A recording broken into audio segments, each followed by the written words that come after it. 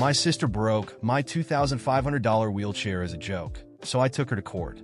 I'm a 25-year-old guy, and I've been paraplegic since I was 18. An accident changed my life, and now I rely on a custom wheelchair that cost me $2,500. It's not just a chair. It's my independence, my way of getting around my freedom. My family's always been close, or at least that's how it used to feel. But then there's my sister, Sarah, 27, always the jokester, always looking for a laugh. She's the kind of person who thinks every moment is a setup for her next big prank, no matter how anyone else feels about it. A few weeks ago, we had a family reunion at my place.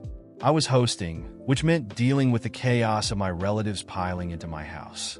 I like seeing everyone, but it's always a lot. And then Sarah shows up late, already smelling like she'd had a few too many drinks.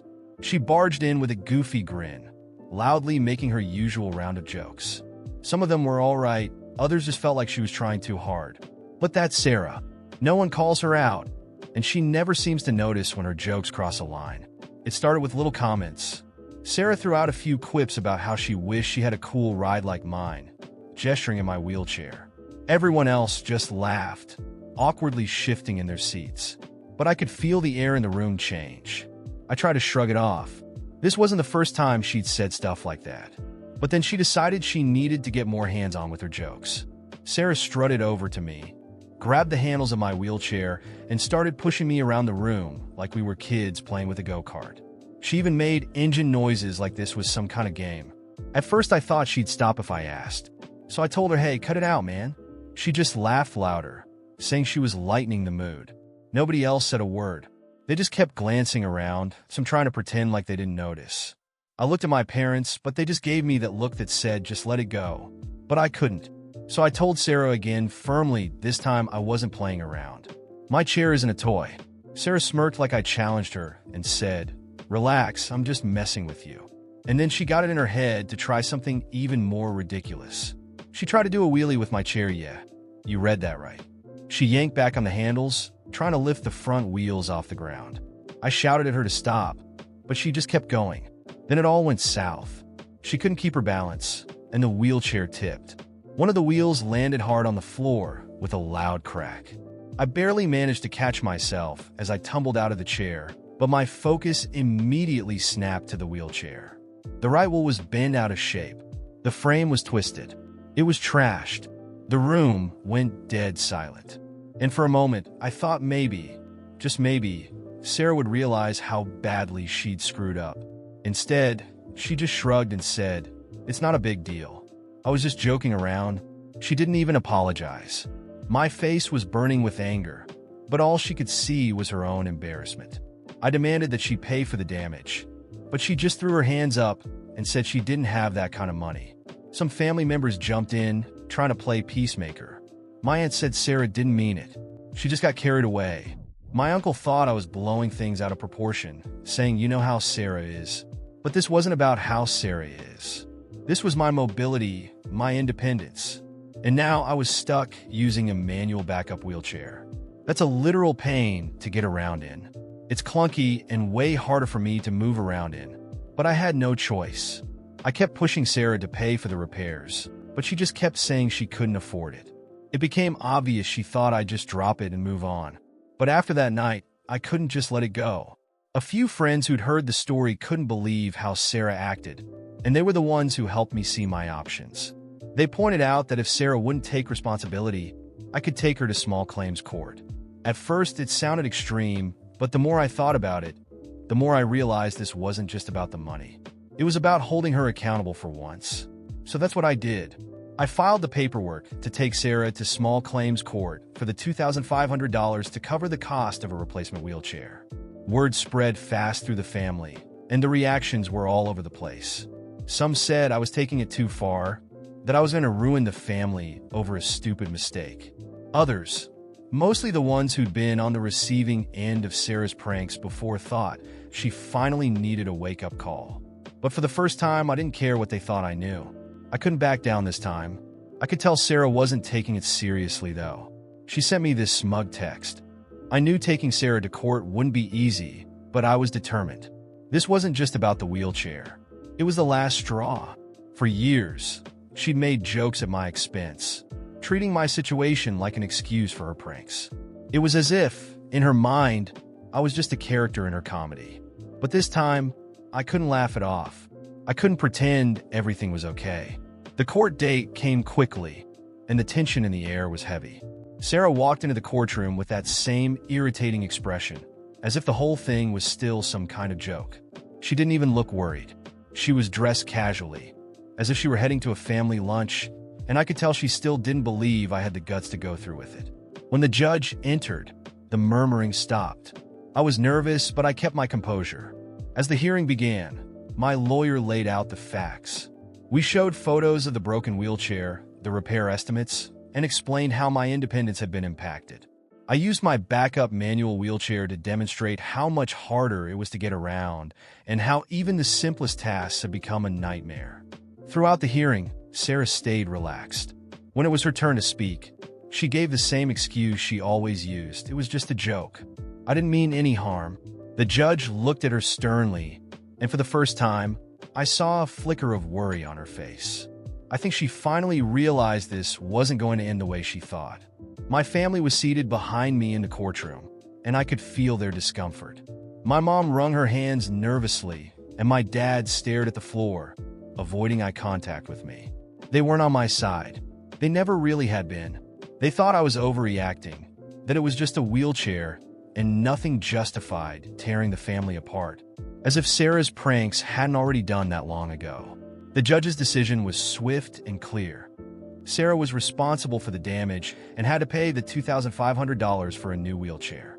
A wave of relief washed over me. For the first time, someone other than me was saying that what she did wasn't okay. Sarah went pale and tried to argue that she didn't have the money. But the judge was firm. If she didn't pay, there would be legal consequences.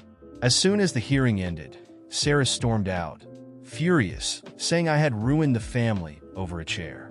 None of my family members came to speak with me.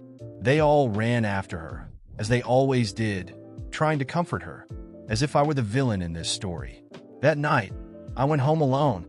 It felt strange to realize that my family, the people I grew up with and thought would always support me, had never really seen me as a whole person.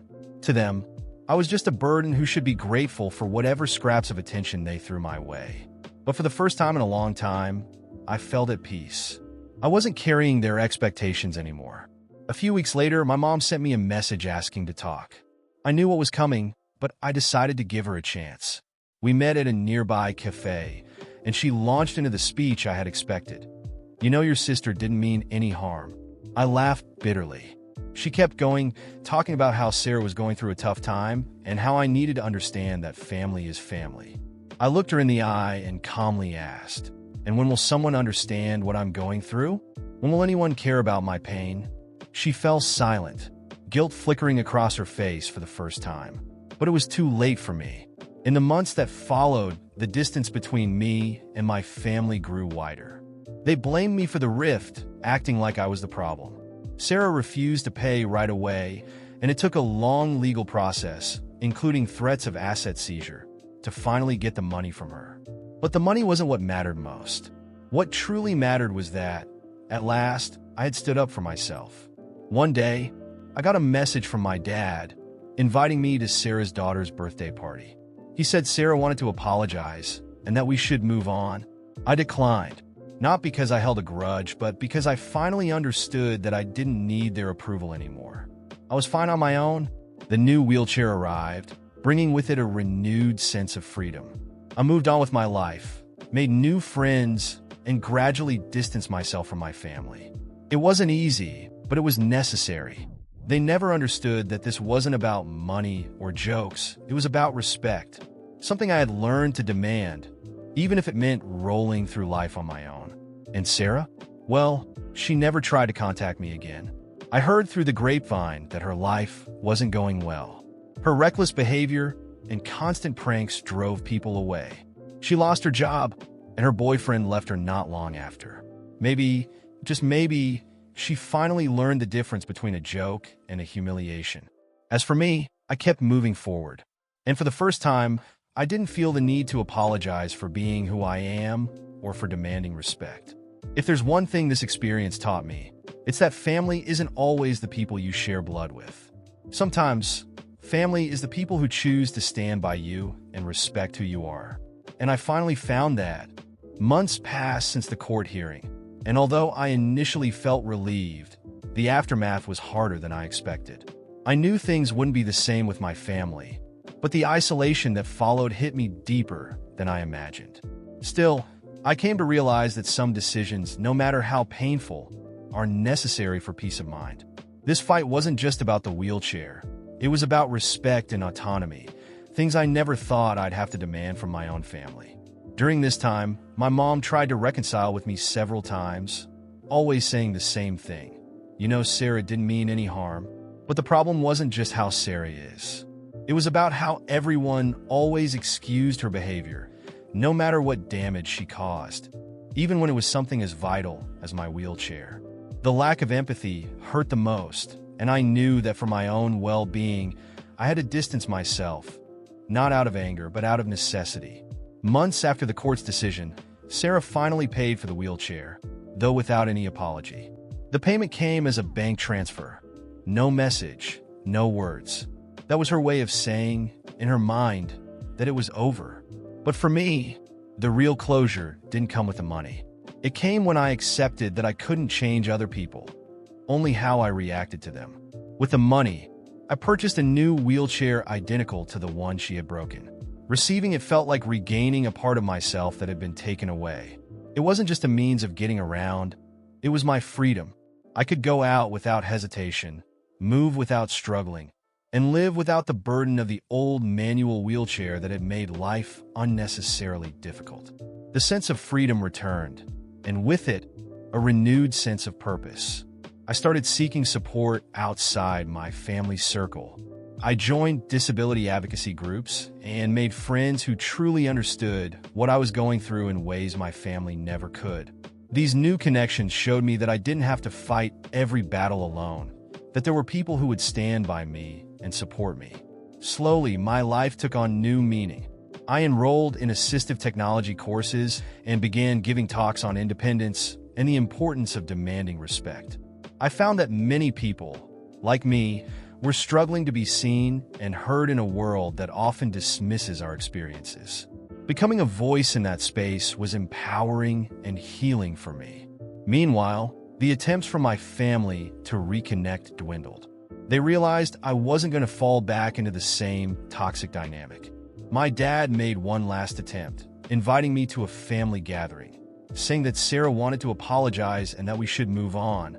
But I knew that conversation wouldn't bring the change I needed. I had already forgiven Sarah in my heart, but I didn't need her validation to move forward.